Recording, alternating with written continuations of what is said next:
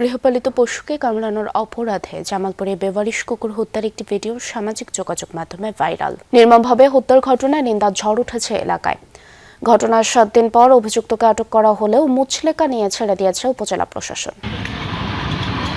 নির্মম এই প্রাণী হত্যার দৃশ্য ধারণ করা হয় গত 23 জুলাই, যার সাক্ষী জামালপুরের মেলান্দহবাসী।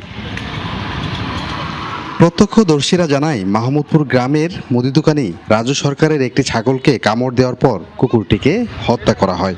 এ সময় কেউ বাধা না দিলেও ভিডিও ধারণ করে পরে ফেসবুকে ছড়িয়ে দেওয়া হয়।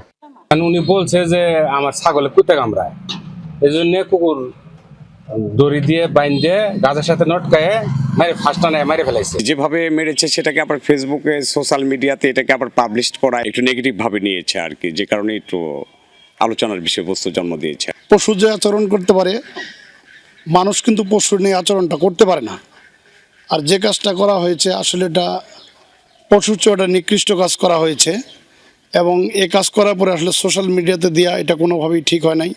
কুকুরে কামড়ানো ছাগলটি মারা যায়নি। বৃহস্পতিবার অভিযুক্তকে আটক করে পুলিশের কাছে হস্তান্তর করা হয়। পরে মুচলেকা দিয়ে ছেড়ে দেন ইওনো।